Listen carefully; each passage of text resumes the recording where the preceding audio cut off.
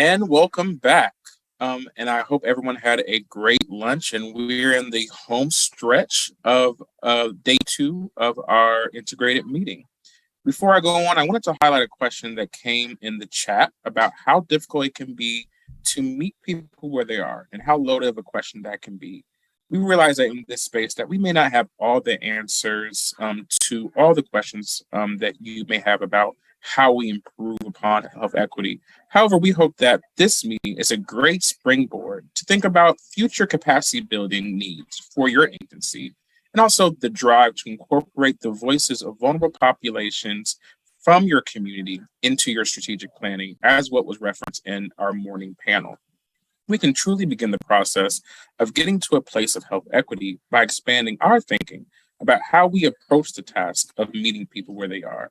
So we encourage everyone to continue this conversation and these practices after the conclusion of today's event. And again, we are now ready to enter our final session of the day. First, we will hear from Erin Starzyk, Director of Health Services Research and Evaluation at HealthHIV, who will talk about the Alive Maryland Health Professional Workforce Assessment. Following Erin will be Misty Carney, Chief of the Maryland AIDS Drug Assistance Program, provide us with some key updates in MADAP. After Misty, we will have a panel presentation from Ann Savignano, Quality Management Specialist in the Quality Management Division, the Center for HIV Prevention and Health Services. Again, will lead us in a panel with Maryland case managers and talk about their own perspectives about how we strengthen case management services through a focus on health equity. And then finally, we will have a closing presentation from Bruno Benavides, Chief of the Center for HIV Prevention and Health Services, who will walk us through the expectations for the upcoming plan and budget review process for state fiscal year 2024. Without further ado, take it away, Erin, for our final session.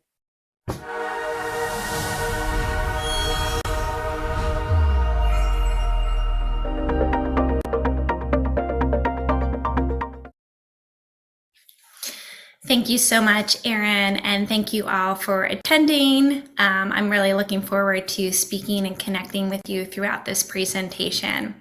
As Erin said, my name is Erin Starzyk. I'm actually filling in for my colleague today, Jenny Acosta, who has been my partner in this assessment that we'll be talking about throughout this presentation.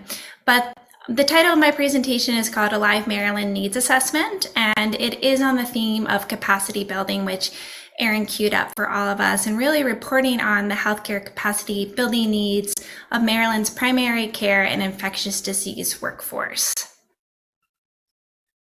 So to start, what is Alive Maryland? I'm sure you have received some emails about us. You're involved in some way or another, and we appreciate all of that, because it really does take all of us to start moving the needle with disrupting HIV. But to give you a little bit more context about what the project is, it's a motivational call to action to build capacity to improve health in Maryland's HIV, viral hep, STIs, and harm reduction workforce. And it provides the workforce with a web-based, self-paced virtual training institute. We also have CEU opportunities, direct training, and technical assistance, resource development, and more. So our goal is to really support the workforce as our work evolves and becomes more and more dynamic. So why are we doing this? We need to measure of the supply, distribution, and demographics of professionals. Who's out there in the workforce, and what do they look like, and how do they identify? And then we need knowledge about the skills and competency that the workforce needs to effectively do their job. Again, supporting them to reach their maximum potential. And also, have effective public health action requires an adequately staffed, adequately skilled, and interprofessional workforce that is affirming all of Maryland's lived experience. So how we did this? So we did a needs assessment, and we employed a mixed methods approach. So basically that means we used quantitative and qualitative methods so that we could get a comprehensive understanding of the landscape of the workforce in Maryland. We developed a survey within REDCap, and then we also conducted key informant interviews, focus groups, and a community listening session. And here's who we included in the needs assessment, infectious disease, and the primary care workforce. Those included clinical and non-clinical healthcare providers. And then we also did get some client level, or what we're calling throughout this presentation, program participants. So we tried to get multiple perspectives so that we really understood what are the needs and what are the supports that the workforce to do their jobs more effectively. So let's start with the survey first, which was built in REDCap. It was an online survey. Probably many of you on the call have participated, so thank you for that. And then we did this between July and November 4th of 2021, and we got 319 participants in the study. What was our focus areas? So we really wanted to learn about different focus areas so that we could provide a really formative foundation for us to build off of and use data to inform our programming and our work. So we looked at organizational background, individual and professional background, the type of client and patient engagement you have, and especially how that has changed as a result of COVID-19, the continuity of program services and how services were now being utilized, and what kind of workforce planning supports that are needed, state guidance, what is the state's role within your work and what kind of support do you need or do you currently utilize, and then what are your technical assistance needs. So those were the buckets that really drove the survey within there. So who participated in our survey? So a brief snapshot of our demographics who participated. More than half of the respondents were between the ages of 45 to 64 years of age. 55% identified as white and 32% identified as Black and African American. 3/4 identified as women or female, and 20% as male, and 4% as genderqueer, gender non-binary. We asked what county they were, and so the 3 top counties or jurisdictions were Baltimore City, Prince George's, and Montgomery County. And we can see as the counties, those are also representative of some of the hardest hit areas with HIV that are disproportionately effective. I think some of the other demographics are not exactly concordant with what HIV looks like in the state of Maryland. So the professional roles here, this is just a breakdown of how you identified your role within there. And so we had 21% as clinical. Again, we included clinical and non-clinical providers because we really wanted to get the whole landscape of providers when you're touching the system to access care. So we have 21% clinical providers. We also have behavioral health providers, which we'll discuss more how important that is to integrate into our systems. We had admin staff, directors, executive directors. So we really got a wide variety of professional roles within there, and that was our intention as well. So we had all the perspectives coming to the table. So how long have the organizations been in operation? So we wanted to look at established versus newer on the scene. But as you can see from this, over almost 3/4 of people that participated worked at organizations that were established 21 plus years. So these were fairly established organizations that were engaging with us in the survey. We then started asking about the services that were provided. And the top 5 services that were provided at organizations were HIV testing, STI testing and treatment, hepatitis screening, mental health counseling, and behavioral assessments. So we can see there's a mix of clinical and behavioral services that are being offered. Training, awareness, and platforms. So we asked, how do you hear about trainings? What is the effective channel that is used? And what respondents said is that state and local health departments' emails were effective in reaching them. Then they also looked at the MDH website. They also looked at federal government websites, general searches, and technical assistant providers' website as well.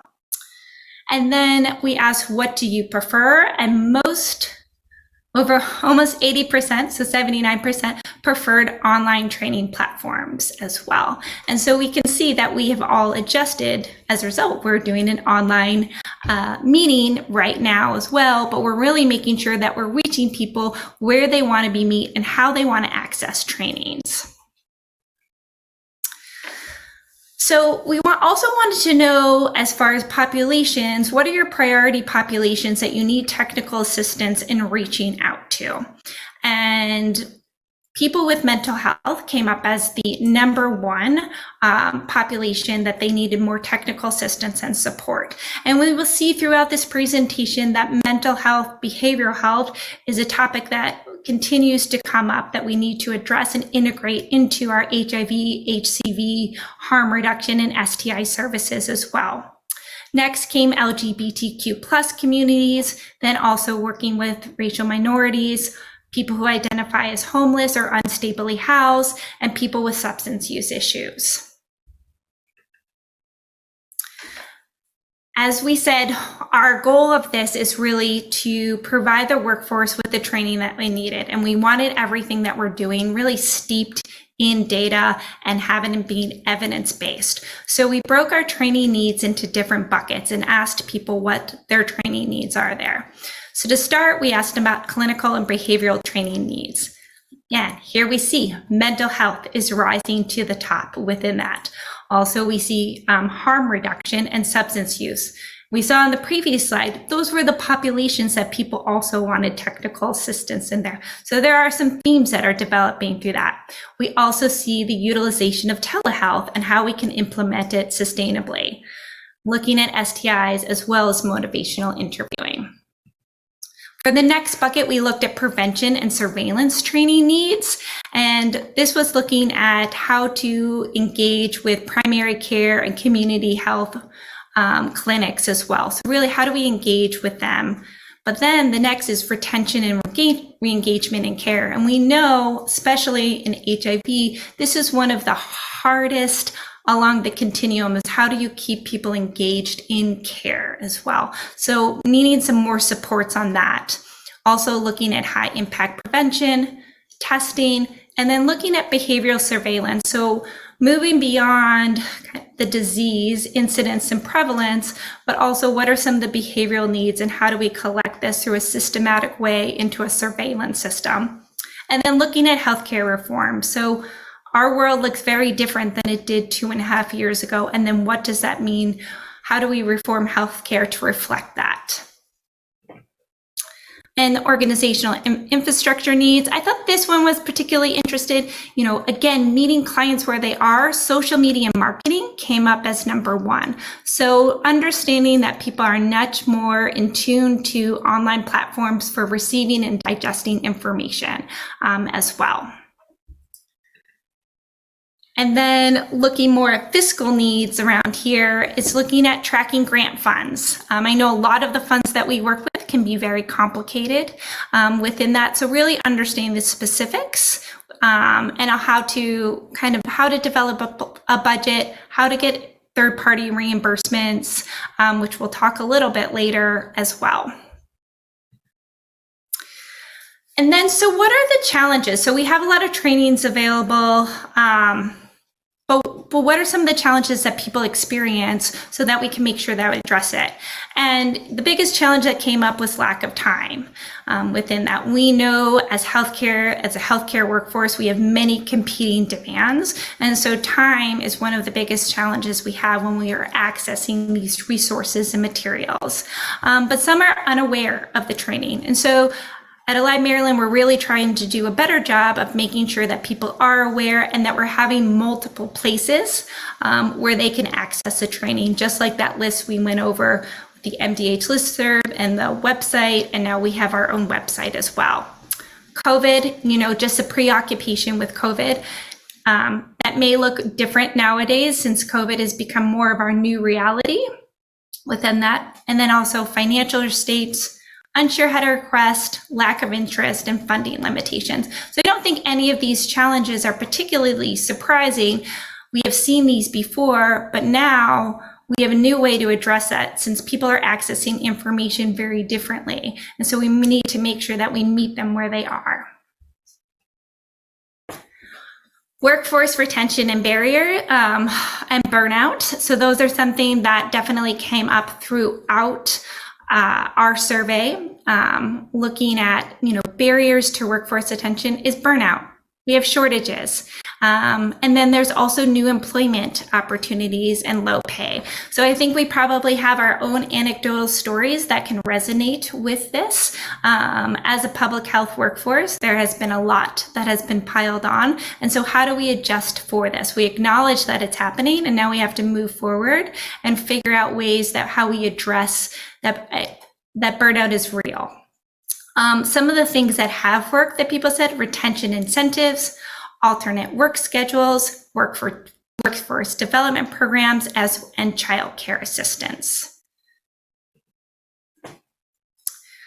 So as I noted in the beginning, we did qualitative interviews, focus groups, and community listening sessions. And so these are some of the themes that came out that are similar to what we saw in the quantitative online survey.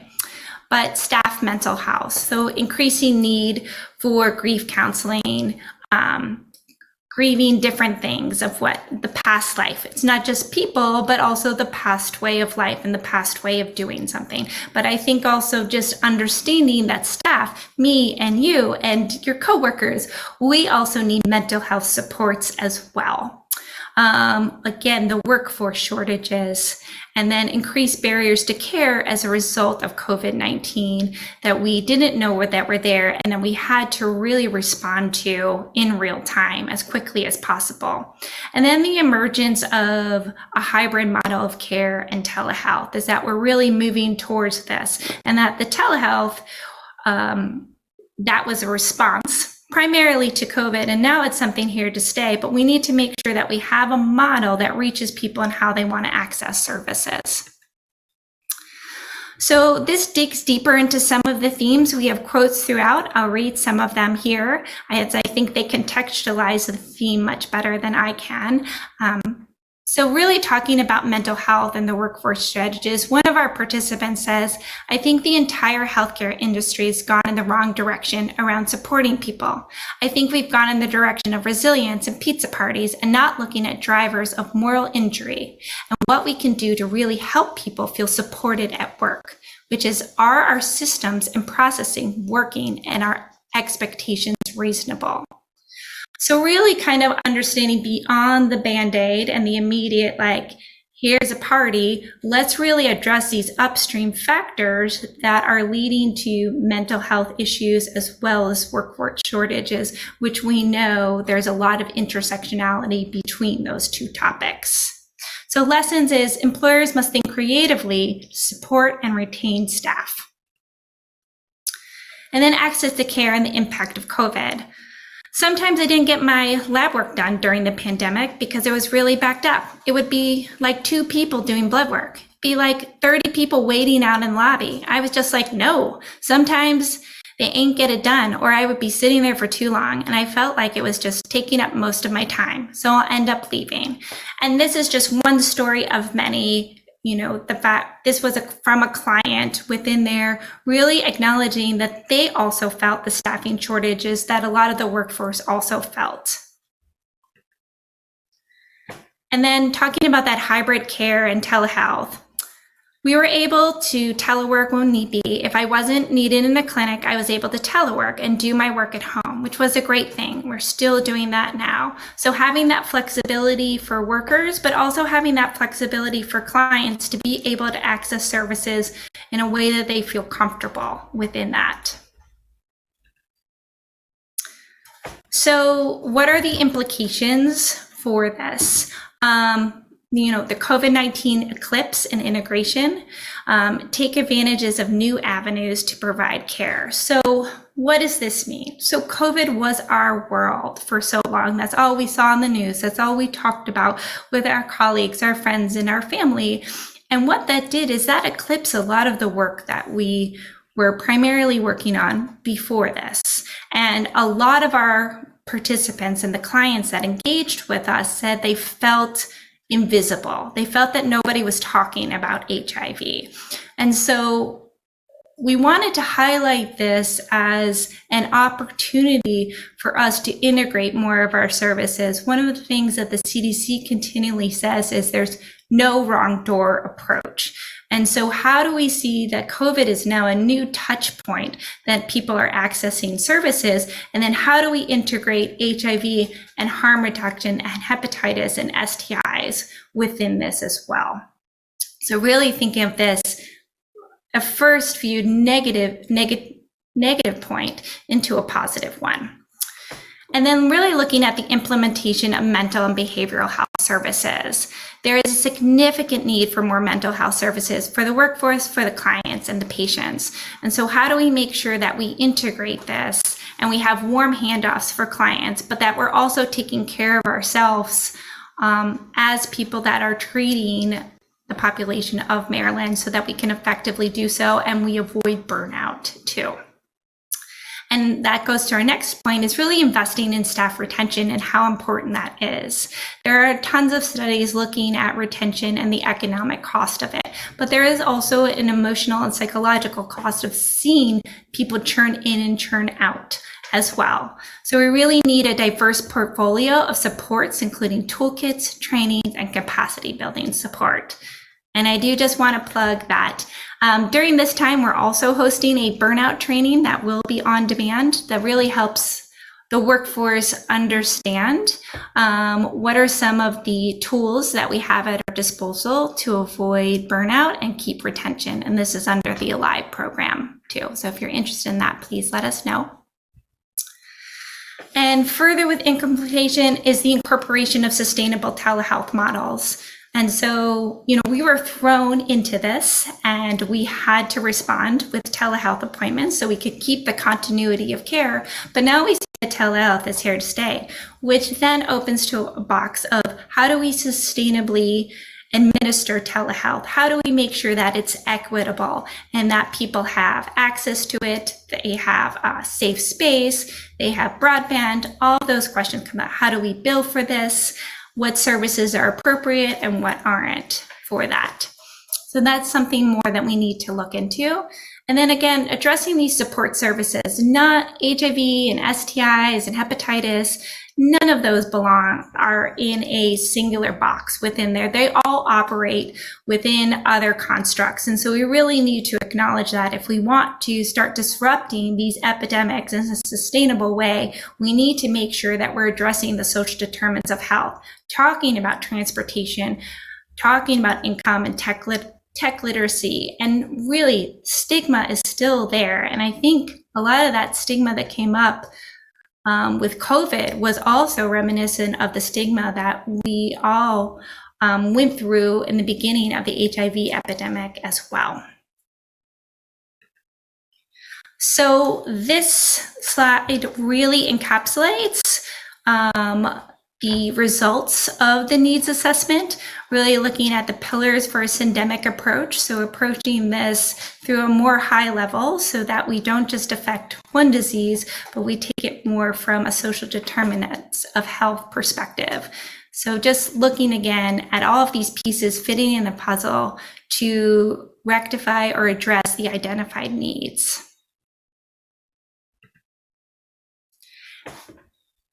Great.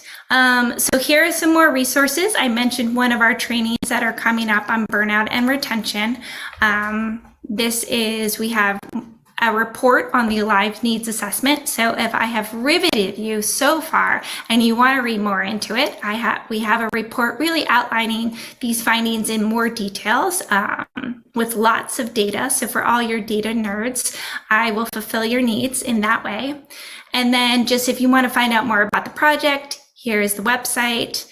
And if you want any more further questions, please let Jenny or I know. This is our email.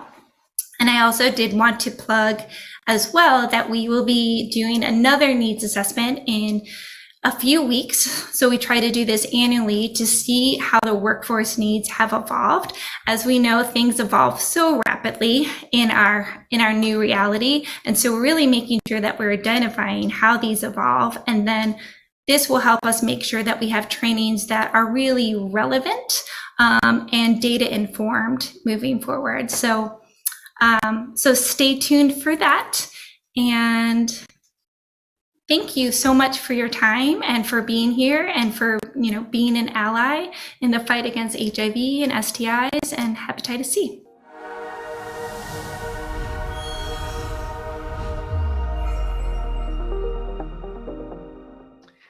Thank you. Good afternoon. My name is Misty Carney, and I'm the Center Chief for the Maryland AIDS Drug Assistance Program. And I am here to share with you on how MADAP's partnerships and services align with health equity, client outcomes, capacity building, and workforce development. So here on the screen, we have the mission and vision of the Prevention and Health Promotion Administration. The mission of the administration is to protect, promote, and improve the health and well-being of our Marylanders. Our vision is a future in which all Marylanders and their families enjoy optimal health and well-being. So MADAP has a goal that is aligned but slightly independent with the mission and vision of the Prevention and Health Promotion Administration. And we are guided to make sure that the work that we are doing is driven by various opportunities that come to impact outcomes and within the community. So our overall goals are to improve client access to HIV medications, to increase viral suppression with that access to those medications by increasing adherence to the medication regimens that are prescribed, and to help clients monitor their progress while they're taking their medications. We also want to collaborate with our stakeholders across the state to educate them with respect to the dynamic changes that we see in our health insurance environment that occurs year over year and honestly month to month.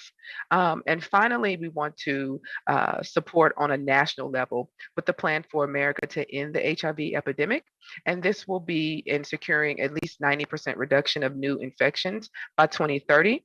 The role that MADAP would play in that would be treatment as prevention, as we are the medication access program.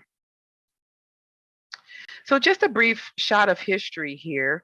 The AIDS drug assistance programs began serving clients in 1987, and it happened with funds that were appropriated by Congress. And this occurred after the approval of the first FDA medication to treat HIV, which was AZT. So in 1990, federal funds for ADAPs were incorporated to a new enactment known as the Ryan White HIV/AIDS program. And with those appropriations, there were a piece specifically earmarked under Part B of the Ryan White Act for all 50 states, Washington, D.C., and other U.S. territories. So the Maryland AIDS Drug Assistance Program is a safety net program that provides direct services to cover prescribed medications and insurance premium access to eligible Marylanders living with HIV.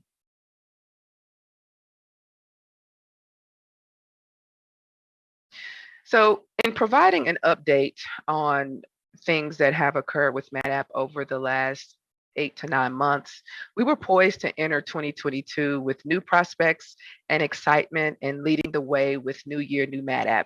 However, the network outage substantially altered that course. And from roughly December 4th to May 1st, we were impacted with the inability to provide our services as usual. So in the interim, we worked with our pharmacy benefits managers and insurance vendors to prioritize those critical services that were needed by our clients.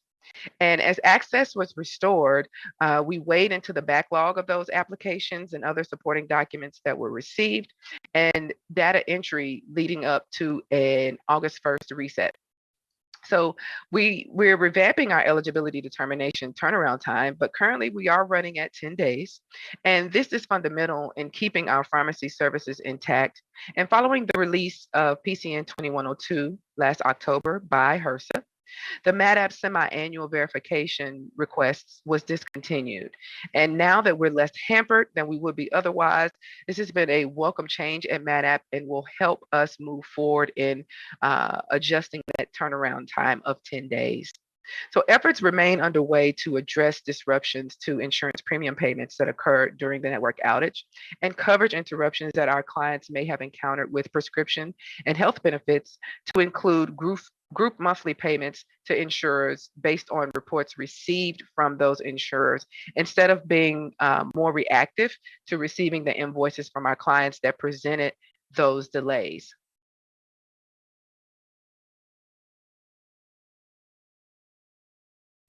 So as MADAP looks forward to 2023 and beyond, we do so in league with our partners and our stakeholders to face the challenges and chapters ahead. Our shared values of promoting health equity for vulnerable populations, improving client outcomes with service standards, contributing to capacity building and workforce development are the issues, the goals, and the mission that comes to mind when we think MADAP.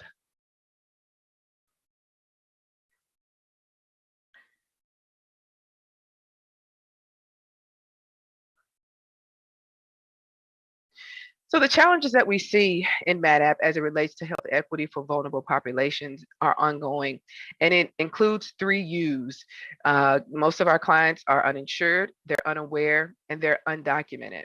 There are individuals with HIV in vulnerable populations across Maryland who experience limited access to healthcare because they're uninsured. They may be unaware of how to apply for healthcare coverage and with the available agencies or authorized brokers that are available. And they also may not be aware of how to receive premium assistance from the MADAP program to cover the cost of those insurance premiums. Some may be undocumented, and despite available coverage, they may fear disclosure to local or federal authorities, and they may be unaware of the protections against disclosure of their HIV and/or immigration status if they apply for health insurance. This presents a need for a more targeted outreach to stigma, aging, and a variety of physical and socioeconomic and mental health barriers that may affect their access to resources and services. And being mindful of that, MADAP has charged ourselves with working in partnership with the SHIP program across the state. And this program helps assist those with Medicare enrollment and the Medicare Health Connection connector entities and their plans to sponsor outreach programs to prioritize the needs of uninsured individuals. Coordinating this effort is particularly important this fall because we'll have less appointments for in-person opportunities to establish healthcare coverage. And we want to maximize our effort to enroll more of our uninsured clients in healthcare coverage because this not only benefits MADAP, but other activities within our bureau that are supported by MADAP rebate dollars and the cost savings for the work that we're doing to enroll our clients in insurance plans. So for open enrollment of 2023 for Medicare prescription plans and qualified health plans, it begins next month on October 15th and runs through December 7th for Medicare. For qualified health plans, both on and off the exchange, November 1st through January 15th are the targeted enrollment dates. So MADAP will continue with our annual open enrollment series with live sessions with our staff that will start on October 12th through January 11th. And some people may have already received the notice to block their calendar for that date and time starting on October 12th, where we'll have dedicated topics to include navigating Medicare. We'll discuss undocumented clients and how to make sure that they have the care and support that they need. We'll have guest presenters from the Maryland Health Connection and other partnerships to discuss the vulnerabilities and how we can promote health equity, in addition to just an overall space to learn more about navigating MADAP overall.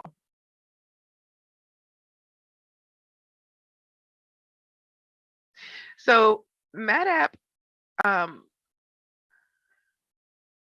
while acknowledging the added concerns about the network outage, communication efforts were made to address concerns voiced by our stakeholders in the aftermath.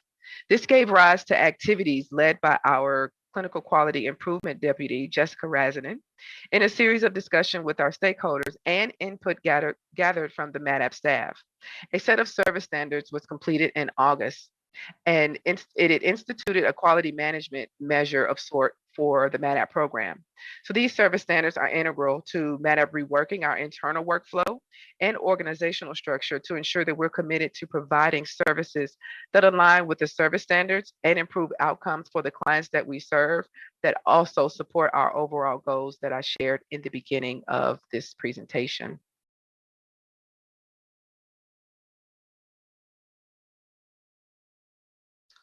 Further measures are underway to revive the MADAP Quality Management Committee, and we want that committee to restart during the first quarter of 2023 with participation from our consumers and case managers. The committee will be tasked with meeting quarterly. They will review performance measures established by the program in partnership with the committee and work on quality improvement projects and perform an annual review of our quality management plan and service standards. The application to apply for the quality committee has been posted and will be in circulation today going forward until members are chosen. So we're urging the community to come forth and be a part of the overarching goal to deliver better outcomes to the community. So now I want to pause and have a video played that will discuss our MADAP partnership and client services opportunity.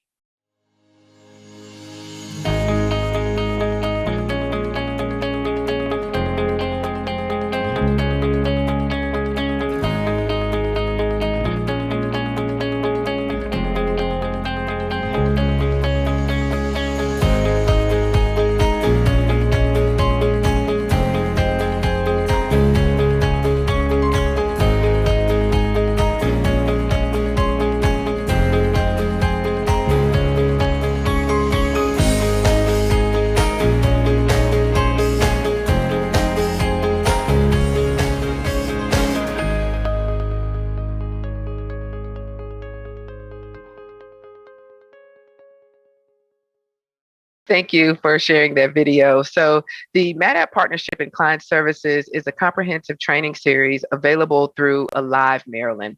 And it was created to provide ongoing flexible opportunities to learn about MADAP.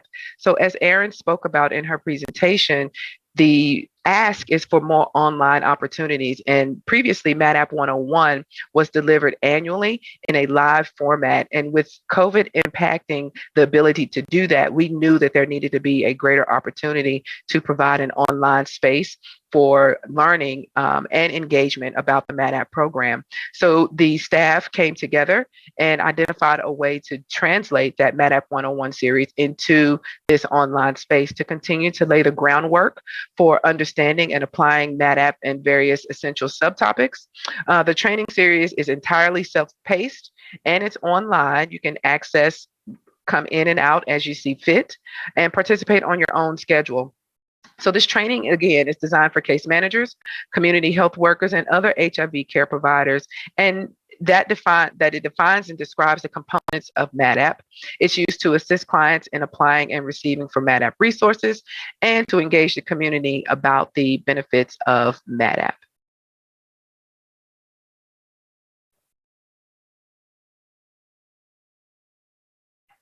So in August, Alive Maryland launched the MADAP resource page. And this page is designed for clients, case managers, healthcare providers, and other stakeholders to become familiar with MADAP basics, to access resources and updates on the program, to include a frequently asked questions section. There's a glossary to advise on the various terminologies that are utilized as we talk about MADAP and services that are available. And it also has an expanded space for MADAP operation updates. It provides an opportunity to submit questions to the experts at Alive Maryland. So while we do have our standard state-issued MADAP website that you can find our reasons for service, our forms, and other things, this website, again, provides an expanded opportunity for us to push things a bit further to provide resources for the questions and needs that we receive and feedback from the community that we're serving.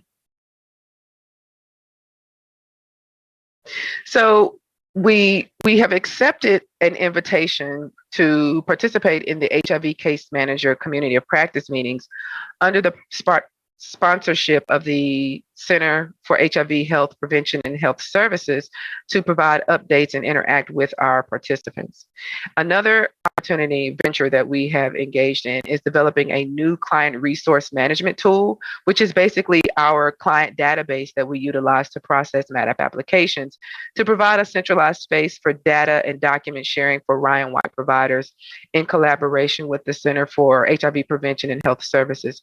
Our goal is to remove barriers to access Ryan-wide services, and we know that we do have a shared client space across the state, and MADAP collects documents on a regular basis. So we seemingly have more updates and current information available, and we want to be able to share that information with our Ryan-wide providers so that there are not any gaps in care and limitations to accessing Ryan-wide services. There are other ventures that we have in play, but these two really speak to our efforts to support capacity building and workforce development.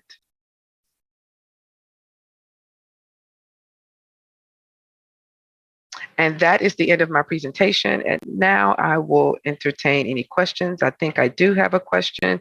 My question is, recertification seems to take more than 10 days for approval affecting access to medications. How should I, as a case manager, proceed?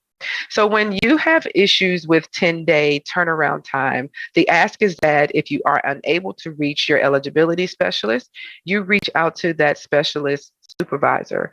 We do have a new supervisor in place that can handle those matters, and also include the deputy chief of programs, who is Miss Nancy Guest.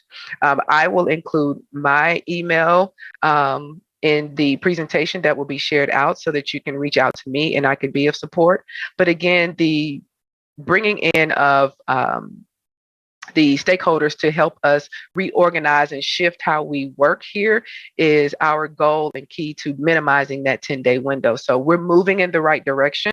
Our ask is that you give us a little bit more patience as we come out of this network outage behind a 2-year COVID space, and we'll get that 10-day window down for you.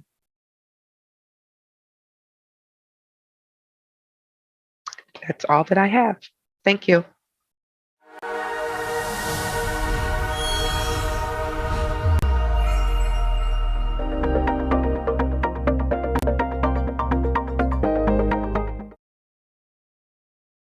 All right, thank you so much, and welcome to our panel on improving client outcomes through strengthening case management services. So the objectives for this session include the following. First is to clarify the role of case managers in supporting the medical and support needs of persons with HIV. Describe the challenges that exist in current case management implementation, including retainment and re-engagement in care, and achieving viral suppression from a healthy equity perspective. We also want to identify the system that should be in place to improve equitable case management services, and to identify what resources are needed to improve provider cultural competence and humility when serving vulnerable populations.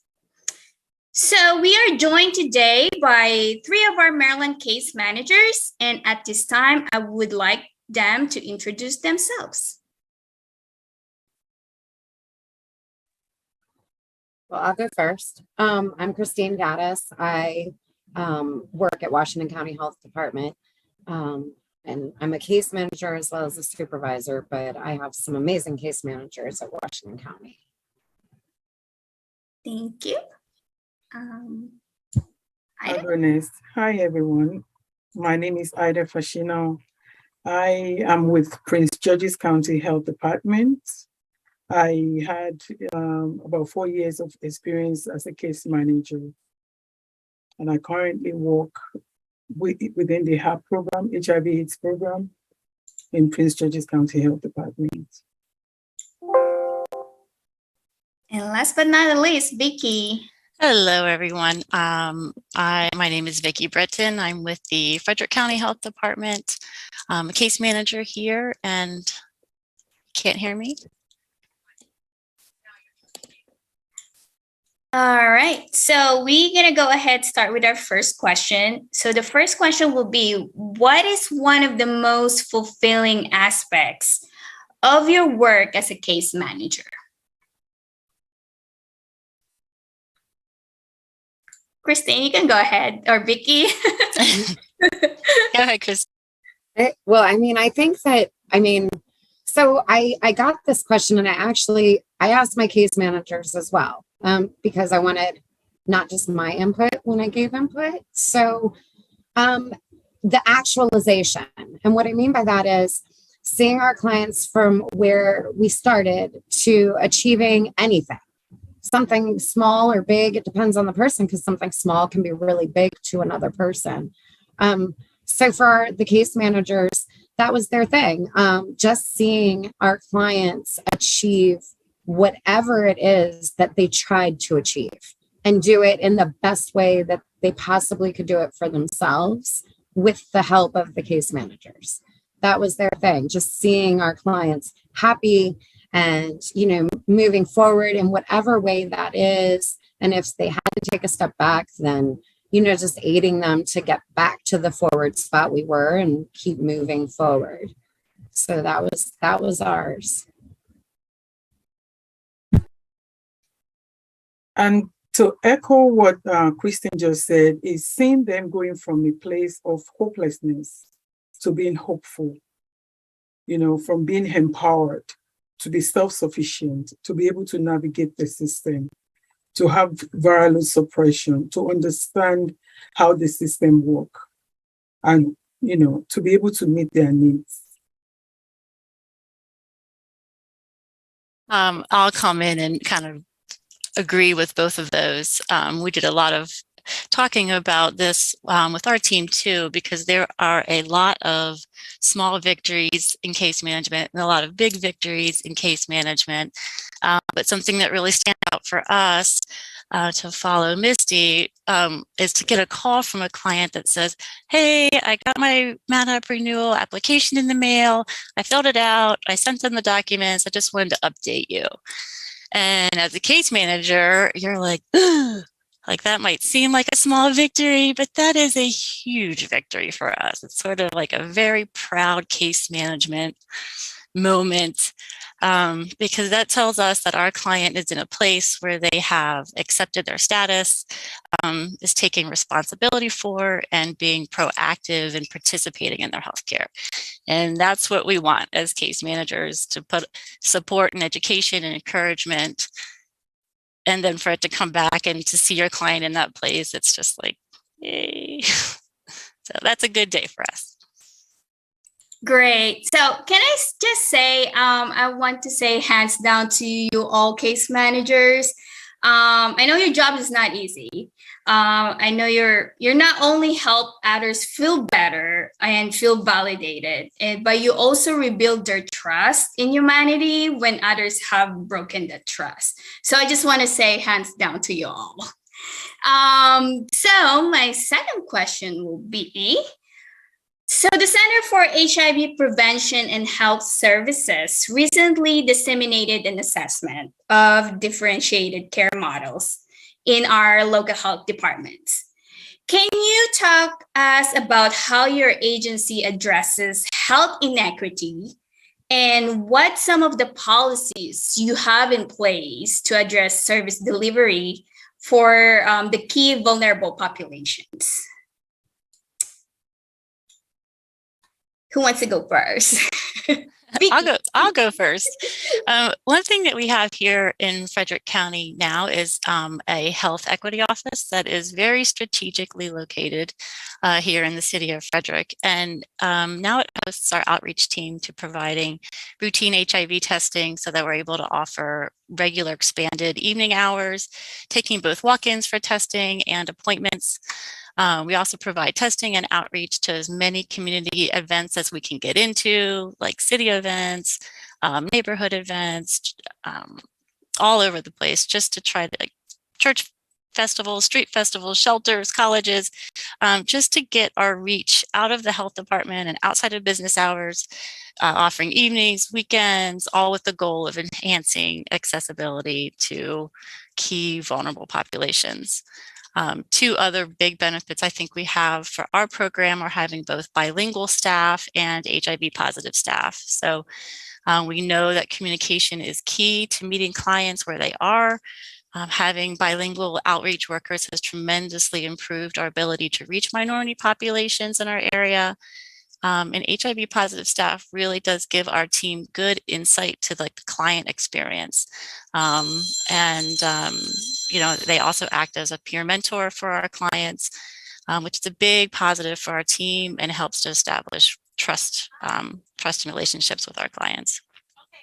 So we also work to strengthen relationships with community resources. We work with the Frederick Center to reach with the LGBTQ community. We work with the HIV Coalition to reach out into the schools. We provide educational sessions for the Youthful Offenders Program with the State Attorney's Office for at-risk youth here in Frederick County. We collaborate with the Asian American Center and sororities such as the Delta Sigma Theta to reach various minority groups. Religious Coalition and local shelters connect with homeless populations. So we try to reach a diverse population. Frederick County is very diverse the very best we can. So we're always learning and always looking for new resources and community partners for sure. So I do have a question here for you, Vicki. So how did your health equity office get started up? You know, I'm not exactly sure of the exact steps it took. I know that it sort of formed after COVID. I think it may be in response to the challenges we faced in making accessibility for COVID testing and vaccine equitable as a county and a state. So I'm not exactly sure of the steps, but I believe that was a outcome of that. Okay. Okay. So we have, Go ahead, Ida. we have a comprehensive and wraparound services within the department. We have services that say day treatment for people who are already in care. No one is turned away for inability to pay. We train our staff to increase awareness around inequity and the role of bias in healthcare. Prince George's County Health Department vision is to make sure to be able to be a safety network provider for all people.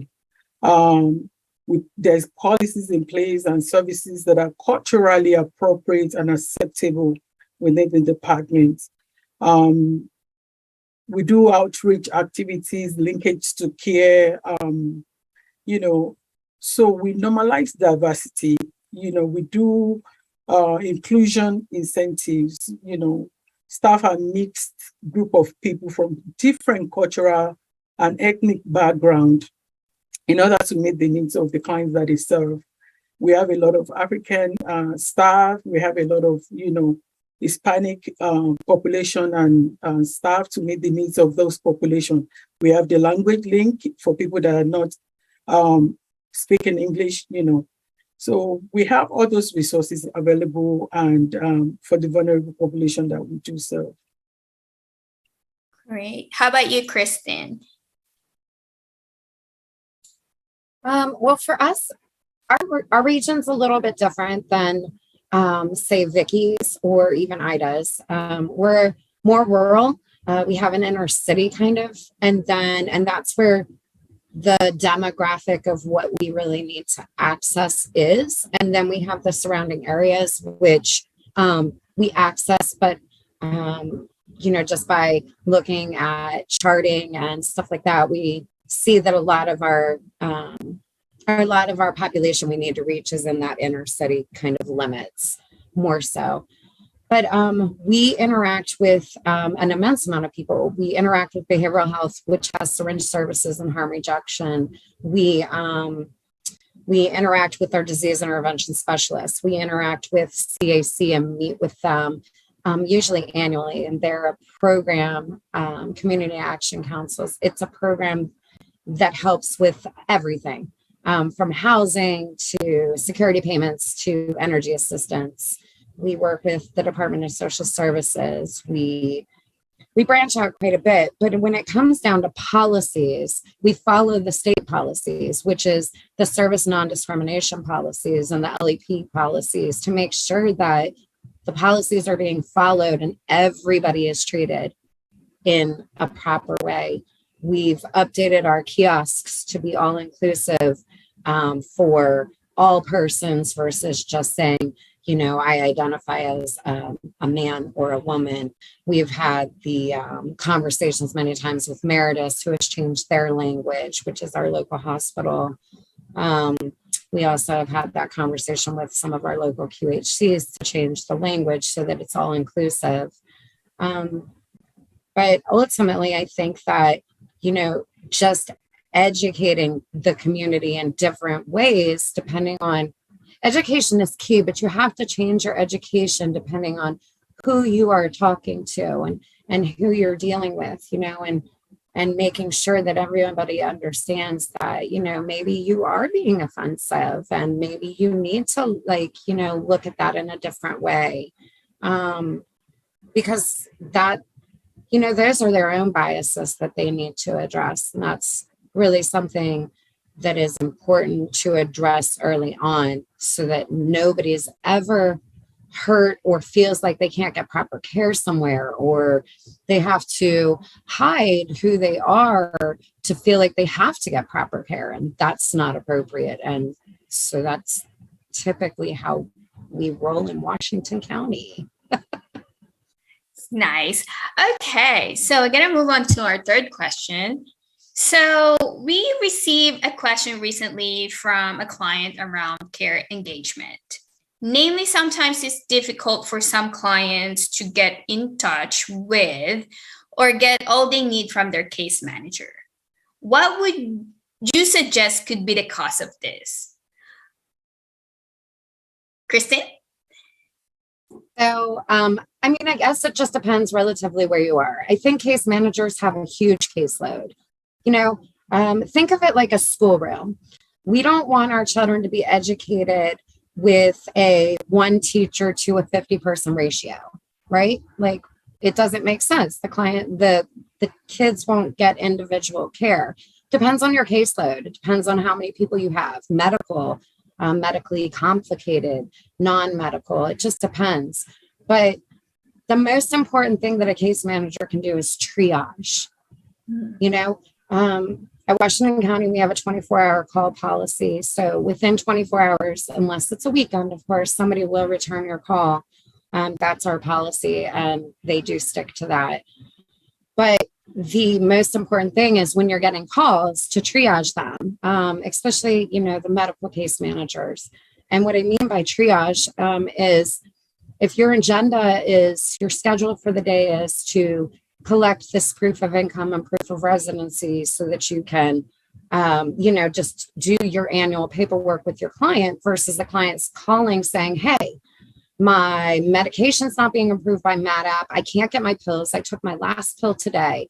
You have to make a decision on which one's more important. And clearly, I think we all know the medication is going to overweigh us getting our proof of income and proof of residency. So it's making clear decisions on what is the most important and kind of prioritizing the clients to meet the needs that they have as they are most important to least important. And although that puts some of our clients on the back burner for the least important, you know, the most important thing is to stay linked to care and to stay in care. And so medication in this situation, I'm just using an example, but in this situation, the medication would outweigh us receiving the proof of income and proof of residency, and that is triaging clients. Great. Vicki? Yeah, Kristine, I'm just going to kind of back on that a little bit because I'm not sure if we have a 24-hour call policy, but I don't know about other programs. But I will say if I have a client who can't get a hold of me, they will call my other case manager and they'll go right down the list through our team and to get what they need. And generally luckily we all work very well as a team. So, but I think all in all, our clients do get responded to very quickly, an hour or two. But triaging is definitely how you roll. And I think one thing that is essential for clients is to have clear communication about managing their expectations of what our time is and what resources are available to them in the county or in the program. So I think that having them have reasonable expectations is also very important. So, but sometimes just saying, hey, I hear your problem. This is what I'm going to do. I'm going to find some resources. I'll talk to the team and I will give them a time frame. I'll call you by the end of the day with some resources for you, or I'll call you by Friday, or our clients text us. We're all on cell phones now. And so we'll say, or I'll text them back, I'm in a meeting until 2. I'll call you after 3. And for that, to them, it's like, okay, good. Like, she hears me. She knows I need or I need something. They feel connected. So I think that's very helpful. And to piggyback on what the two speakers have already said, I think it's poor collaboration and communication. Because if there are not clear collaboration and communication, then the case managers might not be able to timely meet the needs of the clients that is served. And also assuming that they've taken care of the need of the client might also be a misunderstanding between the case manager and the client. And I think sometimes, because the opportunity to telework as well, sometimes when the client calls or wants to speak to their case manager, for whatever reason, the case manager might not be available. So I think, and also maybe just what Kristine said, maybe a shortage of staff as well, the caseloads, as well as staff burned out, sometimes, they repeatedly do the same thing over and over. And I think that will also be the reason why they may not be able to get the help that they need immediately. So basically, triaging clients, and then having like good communication. Yes. Especially for how about the vulnerable population? Would you do the same actions for the vulnerable populations? I mean, to meet them,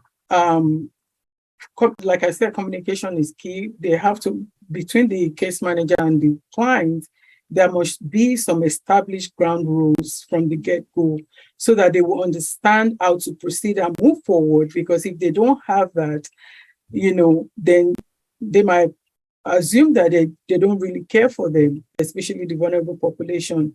And the other thing that I would suggest is to be dynamic, because one size does not fit all. What worked for A might not work for B. So we have to be dynamic as case managers. And I think having system body, like, okay, I'm not available, but this person can help you while I'm not here, could be one of the ways, to help the vulnerable population, and we have policy to return calls between 24 to 48 hours. Sometimes the expectation of the client might be like, I need my help right now. You got to help me right now. So not waiting even to wait for that time period before the case managers could turn around and do what they want, sometimes that could also be a problem. Mm-hmm. Okay, so I have a question here. How do you handle burnout? So you have to recognize when you're tired and take the time out, especially when you feel like, oh, I can't do this anymore. Before you get to that stage, start doing self-assessment. Check yourself. Am I giving the best to my clients? When you see your standard is being something compromised, when you start compromising your standard, that's an indication that you're burning out. That's good. How about Vicki or Kristine? Just to piggyback off what Ida said, burnout is real. It is real, especially since a lot of the medical case managers and non-medical case managers got tied into a lot of the COVID duties throughout our last 2 years. So even if we may not be burned out necessarily from what we actually do and enjoy what we do, I think just burnout in general is just a real thing for anybody who works for the state of Maryland right now. But self-care is the number one thing for any person. So whether that be our clients or ourselves, self-care is the most important thing you can do. Knowing that you need a day off, understanding that you need time off, making plans that don't revolve around what you do, or even taking a step back, with your staff and saying, hey, you know what, and this is going to sound but we're going to watch this, documentary. I'm not sure who's familiar with the HIV planning group, but there were some amazing videos that we watched pre-COVID, and I actually purchased them for the staff to watch because they weren't able to attend all of our HPG meetings. And it gives them a downtime to learn something new and learn, public health ethics. But in that same sentence, it gives them a mind break for a minute to reacclimate themselves and get themselves back in gear to be able to press forward with really, tough issues. We deal with a lot of really tough things. We have a lot of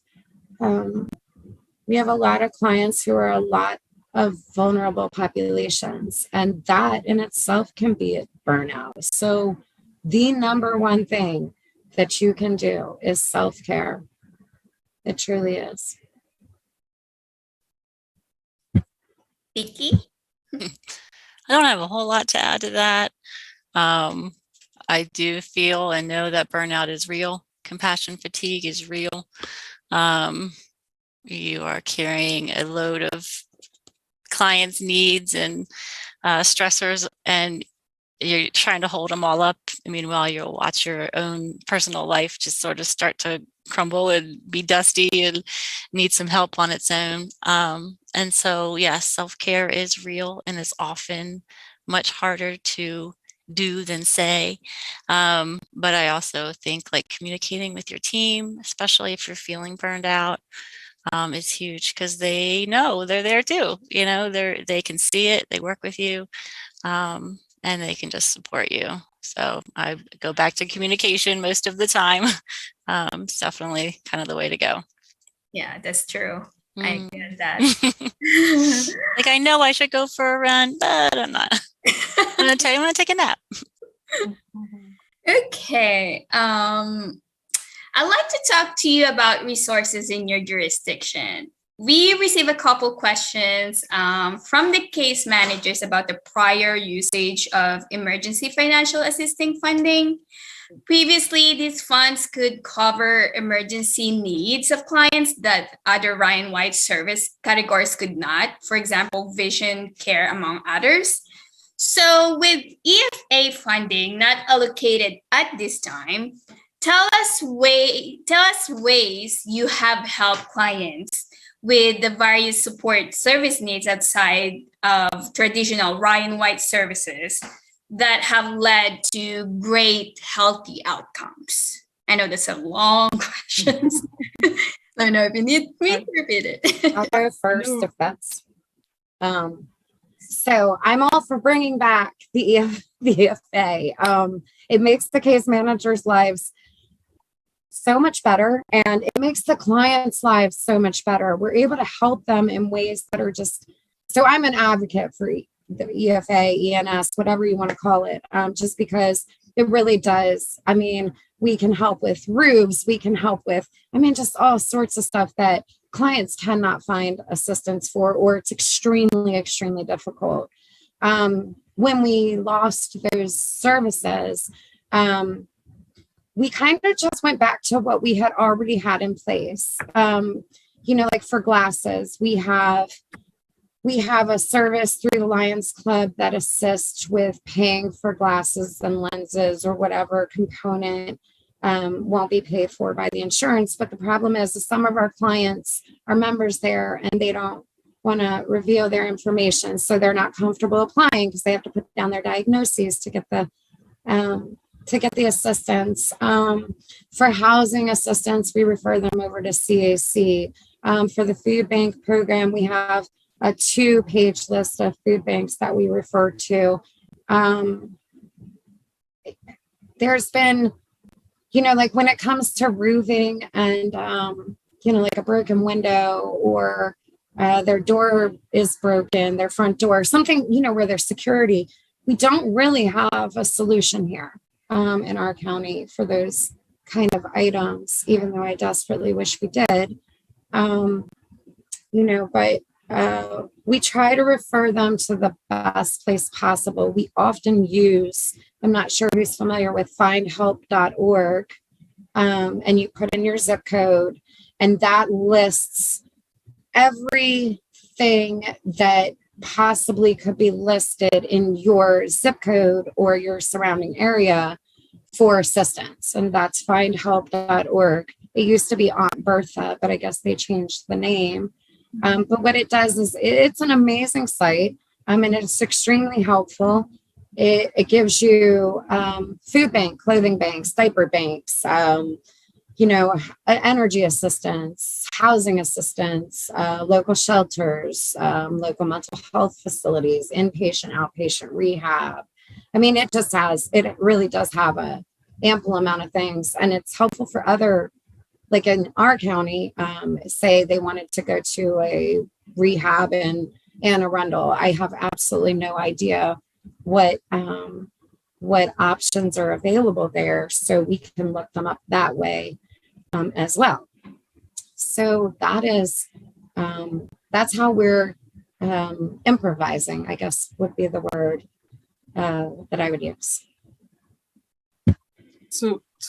To echo what Kristine says, I think we need to build strong network to share resources in the community, and that is the key. We often work in silos, and that is why, sometimes A doesn't know what B is doing. I think having that collaboration is the key, whereby we can look at what is available in the community. Fortunately, we have a comprehensive services here, dental, housing, non-medical case management, and whatnot. And also looking at pharmaceutical assistance as part of the network for people who, for whatever reason, lost their insurance and they need medication refill or medication. We have Gilead for medication. We have people, Lions Club for vision. We send people to Investor Maryland for complicated dental services, School of Dental School. It's just looking at networking. I think the key is networking, collaborating, getting together, sharing resources to be able to address all the needs, even when we don't have the fund to support the sub-services. Vicki? So I, of course, will agree with all of that. And I do think that we here are also a team of detectives. So if something comes up that we don't have funding for in our Ryan White program, we just go hunting for it. So Frederick County we are a big, diverse place, and sometimes we seem to have a lot of resources for one thing, but not another. So we really just go at it. We have the Religious Coalition, St. Vincent's, and Salvation Army for financial assistance with things like outstanding medical bills, utility payments, rents that may fall outside of our fiscal year. The Lions Club also assists our clients with eyeglasses. We have a pretty cool auto shop here called Second Chances Garage that provides like pretty low cost automobiles and like really affordable maintenance on cars. So that's really nice. We also access multiple community banks. a lot of our local churches are extremely helpful. We've found a couple of them that are really helpful in like our clients who are coming from either the shelter or group housing to once they get housed with the housing authority or HOPWA or their own place, like furnishing their apartments for them. So we really just put out our feelers as a team and, try to come up with the best plan we can. And usually we come up with something. So it's pretty nice. So I do have a question here. Let's go back to housing. How do you help a client that that's not readily available for housing? How do you work on that?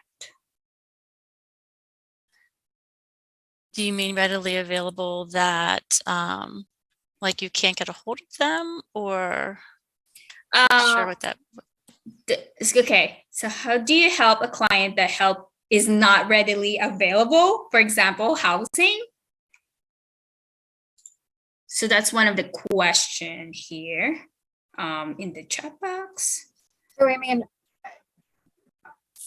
for our situation, I can't speak to a whole lot, other people's, but for Washington County, if a client is, I think the way I interpreted it is the client ready for housing, but there's no housing available. Mm-hmm. Okay. So I think that housing is an issue everywhere. Not only is it the cost of housing right now, it's just so crazy, but just housing in general has been such a struggle. A lot of times we do referrals to, of course, CAC, because they help with first month and security deposit, as well as HOPWA, which is for us, Wendy Wong, and she's amazing at what she does. But we also, we have an adult program at DSS. And I'm not sure, I think every county calls it something different, but it's our Department of Social Services.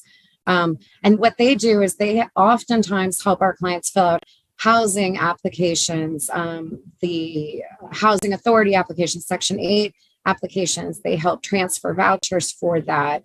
We also have Potomac Case Management that helps with that as well. There's not a lot of, other than those programs, there's not a lot that we can financially assist with. But what we have done in past is we've helped clients look for houses with like our internet. We'll bring our computers down to clinic and we'll go through houses that they think they can afford for prices, and kind of go through them, because the DSS and Wendy will ask them if they have a house that they're considering. So if they've already worked through that step, at least we're one step ahead to try and get access to that housing location. But housing is scarce. I don't know how the other counties feel, but for us, housing's hard. It's a hard one. It definitely is. I will say that we do work closely with the HOPWA program here. We do a lot of collaborating. We do, as case managers, assist getting their applications together, getting all the documents together for that. So that's always really nice. We do reach up to NDH with emergent needs often, and they've always come through for us. So every client situation is so different. And we try to obviously avoid as much homelessness as possible. We do have clients that will be in a shelter and, be on, for example, a HOPWA list, and they're back and forth. And, we've had good guidance and support from MDH, just trying to get them supported until we can get them leased up with the housing authority. So like I said, we just communicate. Often we communicate up the chain, and we have been pretty well supported. And our local housing authority here for Frederick City and the HOPWA program has actually really assisted us in getting a lot of clients housed in today's market, which has been very hard for Frederick County. We've had a lot of increase in rents, even the past year and a half, rents are out of control. And so it's been a big conversation with us all the way up to, and like I said, solutions have come down the chain, which has been really, really nice. So. Ida? Yeah, I mean, I'm going to echo what Kristine and Vicki just said. We collaborate with the DSS to help with rental assistance. And it's challenging, people are really struggling to pay their rent. So, but the help is available. We just have to look for where we can get the help and give it to them as needed. Right. You have to ask. Okay, we're almost done here. So what advice would you give a fellow case manager who wishes to improve how they manage the medical and support service needs of vulnerable populations? What training and or capacity building exists that case managers can utilize to improve their case management? I'll say to be dynamic in their approach. One size does not fit all. To be resourceful, to anticipate the need of their clients, to be committed to the work. You really have to love what you're doing to get a reward. If you don't love what you're doing, it's going to reflect on how you treat your clients. To be culturally sensitive, to be available, to be attentive, because oftentimes we speak, we don't take the time to listen to our clients. It's like, we're telling them what to do, but really we need to assess their need to learn, meet them at the point of their need, help them to navigate the system and take advantage of the trainings that is available on cultural sensitivity and humility, taking how to take sexual history, how to do motivational interview, how to be culturally competent, and to be aware of the social determinants of health, and to be, also aware of the trauma-informed care, of how to deal with people that are going through trauma, people that are, can't access care, maybe transportation need, education, language, whatever it is, to be available and be committed.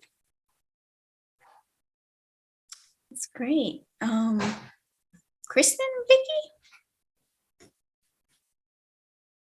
I can, you want to go, Vicki? Go. Okay, so I guess I would agree with Ida. I mean, I love my staff to educate themselves. I don't see how as nurses we're all nurses, at least where I am. You have to educate yourself so that like our clients are aging. It's not the same idea. You need to know how that's going to affect your clients as time progresses. You need to understand all of those aspects. But for me, as a supervisor, my most important, and oftentimes I preach it, is taking public health ethics. For a case manager, I think you're able to understand and meet people where they are if you understand where the distrust all began. If you don't understand where the distrust began, you can't really address the needs of people who are stuck in a situation, because in your mind they're stuck and I'm at a loss for words here, which is unusual. So my biggest thing is public health ethics. It really, really is. To understand the distrust that was established, and then to move forward in healing that. You can't heal something you don't understand. That's true. That's to begin with. But the other thing is educating yourself on all different aspects. And I wrote them down because I knew I wouldn't be able to remember them verbatim. But I mean, we often educate ourselves with HealthHIV, Dorcas Baker and MAETC, Southeast AETC, because they put on different things, Maryland Rural Health, Alive Maryland, My CME, Clinical Directors Network, the Mortality and Morbidity, which is MMWR, the Division of HIV Prevention, CDC, and IPAC.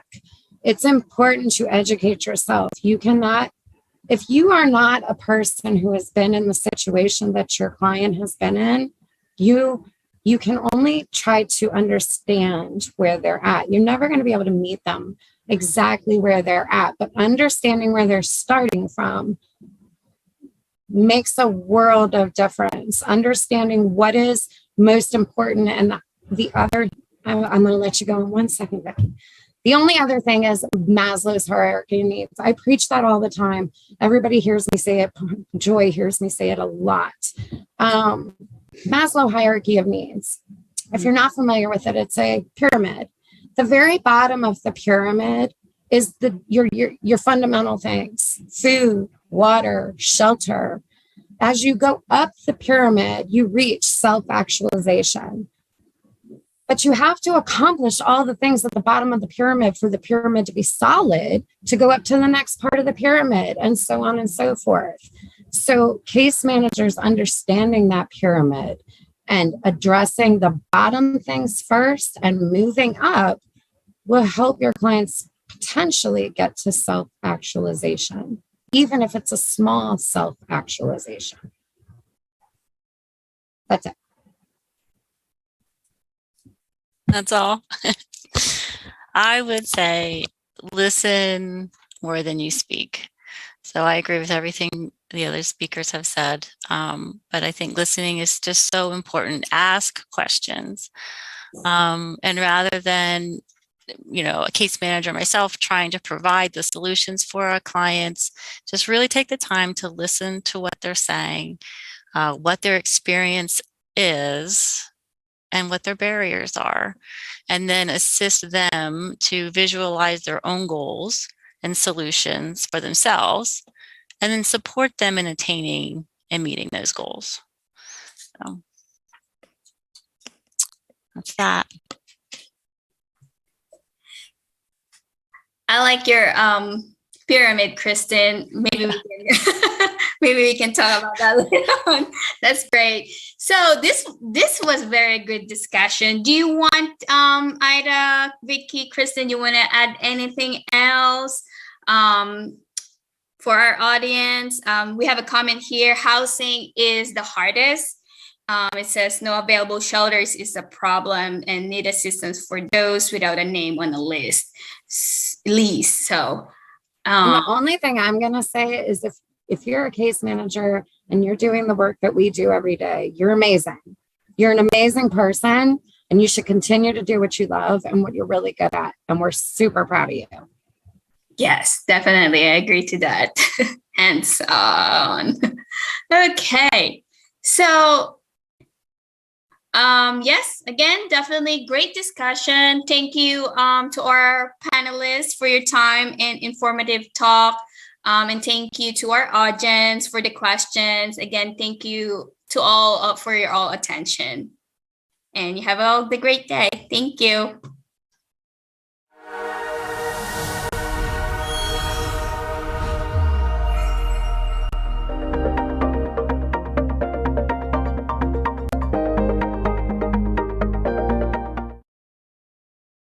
Good afternoon, everybody. I'm going to talk to you about the plan and budget requests for the fiscal year 2024. As you remember, we started this process in the last trimester of 2019, and we were planning for the fiscal year 2021, and then COVID came and disrupted everything. So now we are resuming this method, the application of this method for planning. My name is Bruno Benavides. I am the Center Chief of the Center for HIV Prevention and Health Services. So let's go through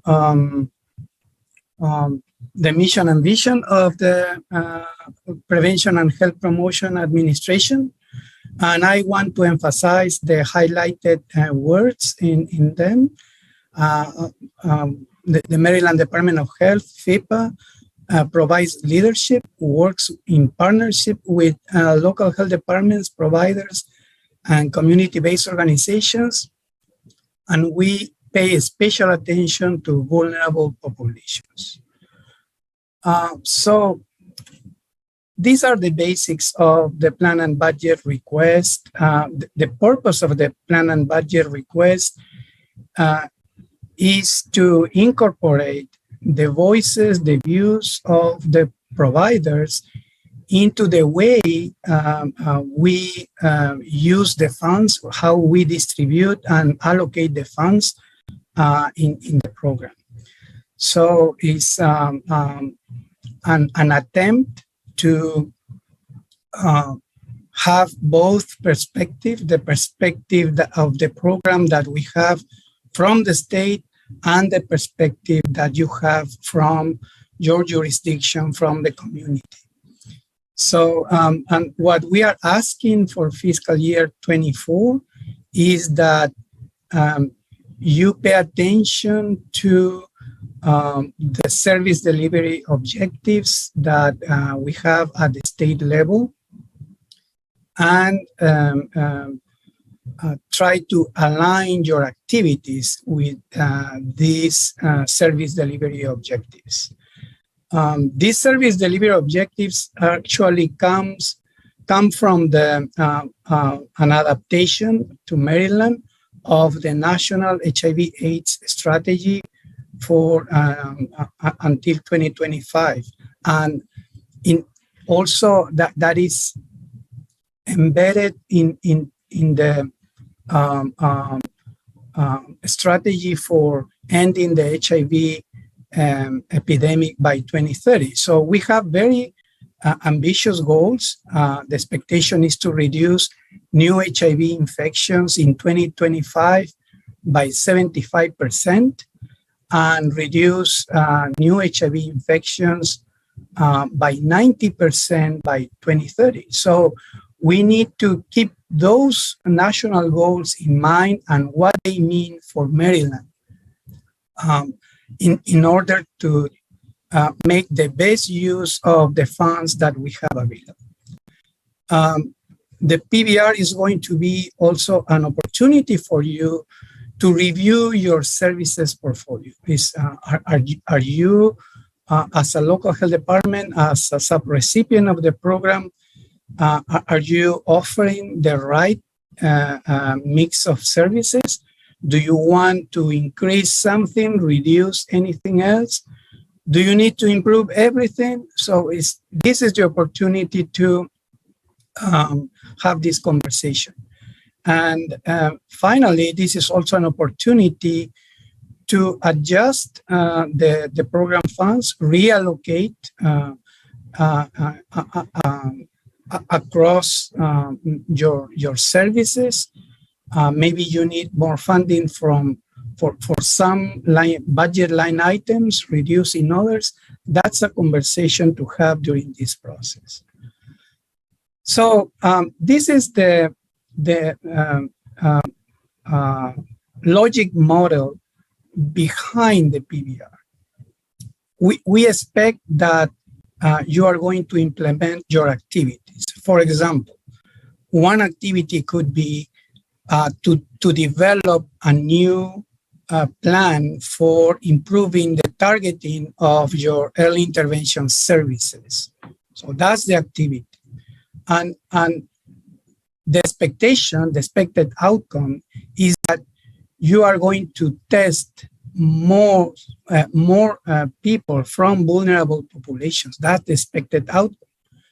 And if you achieve that, you are contributing to the service delivery objective at the state level.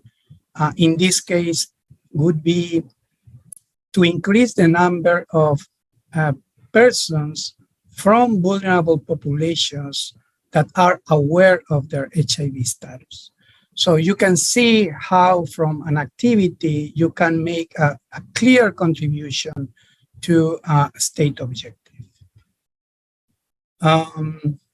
These are the service delivery objectives that we have, and they are organized following the continuum of care. You are familiar with them. So it's increasing the number of persons vulnerable to HIV that are aware of their HIV status and linked to the services they need: prevention, health services, support services.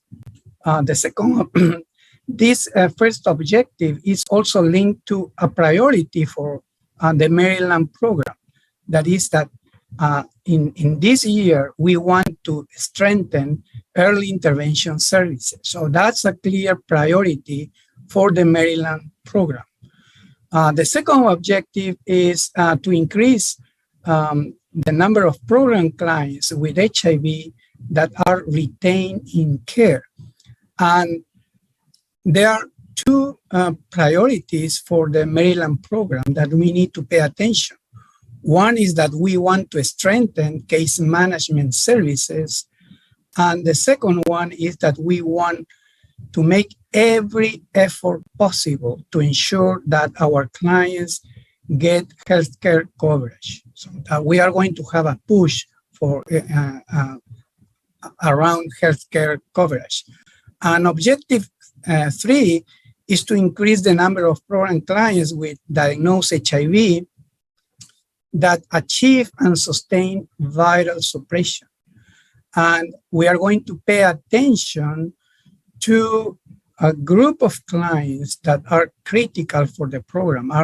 Those are the clients that are affected by persistent viremia. So they attend their visits, they take their medicines, but they cannot get, for several factors, they cannot get viral suppression as expected. So we are going to focus our attention in those clients.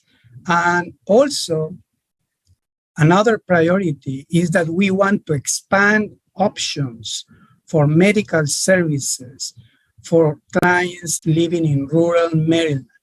We want them to have choices depending on their expectations and their needs. So this is something new in the PBR 24. We are going to list a series of expected outcomes for each of the objectives that we discussed previously. And we are going to use benchmarks. So what is a measurement that we are going to use to say that our activities are successful, they are making contributions to the state, to achieve the state objectives. And also you can compare your performance with the benchmark. So if, for example, a benchmark is that 95% of clients from vulnerable populations receive case management services, and your jurisdiction is, when you analyze your clients receiving case management, you realize that in your jurisdiction, you may be only providing case management to 70% of those from vulnerable populations. Then you are going to identify a gap, and then you can, through that comparison, you can plan and make changes. We are going to introduce some activities that are going to be mandatory, and they are going to be mandatory because they are going to be aligned with the expected outcomes. So we want to give you some steps that are necessary to achieve the expected outcomes. For example, if we want to improve early intervention services, we are going to ask you for a plan. How do you expect to improve the targeting of vulnerable populations in Maryland? And those mandatory activities should be submitted before the fiscal year, because we are going to introduce them to the conditions of award. So they are going to be subject to monitoring and compliance review. And finally, we are going to have local activities. So anything that you think you need in your jurisdiction, something that you want to improve, something that you need to strengthen. So we are going to give you the opportunity for saying, in my jurisdiction, we think that we need to implement these changes. We think that we need to strengthen this service. We think that we need to have X or Y additional resources. So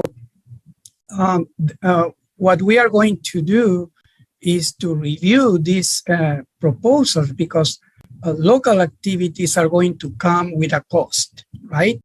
So the first criteria is how well a proposed activity, local activity, is aligned with the outcomes and objectives. So we want you to please focus on the model of ensuring that any activity that you do with program funds, every penny that we spend is going to contribute to produce the expected outcomes and achieve the objectives. That's the first criteria. And the second criteria is going to be how much funds we have available.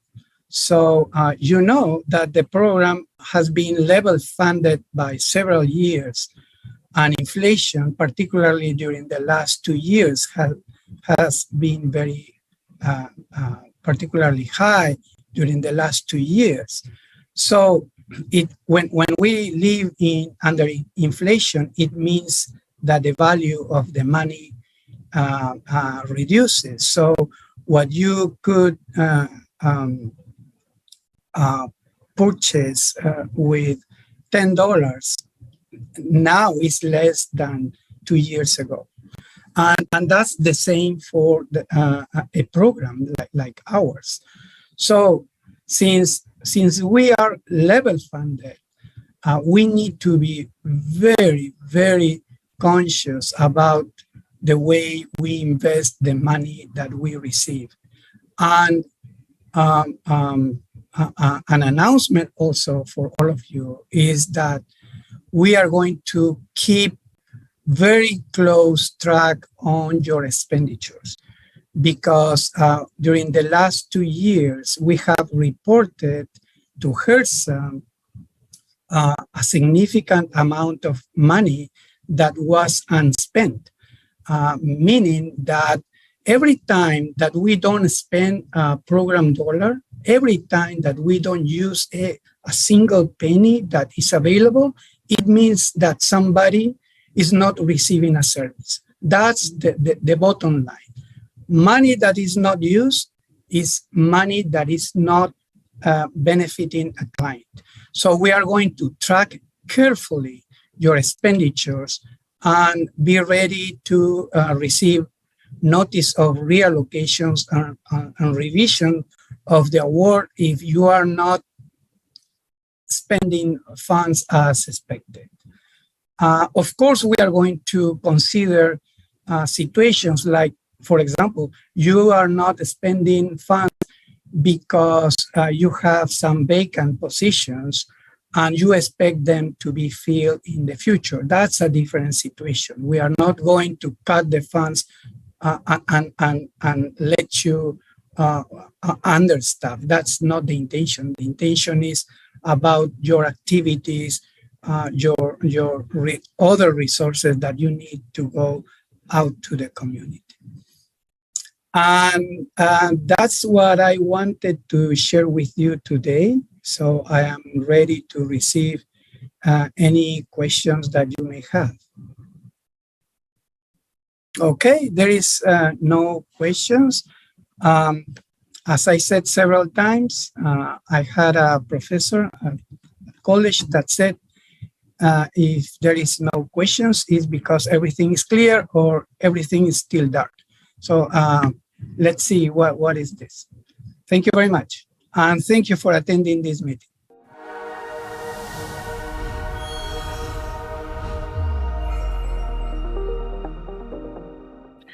We are at the end, folks. We are at the end. And this concludes our 2022 Center for HIV Prevention and Health Services integrated meeting.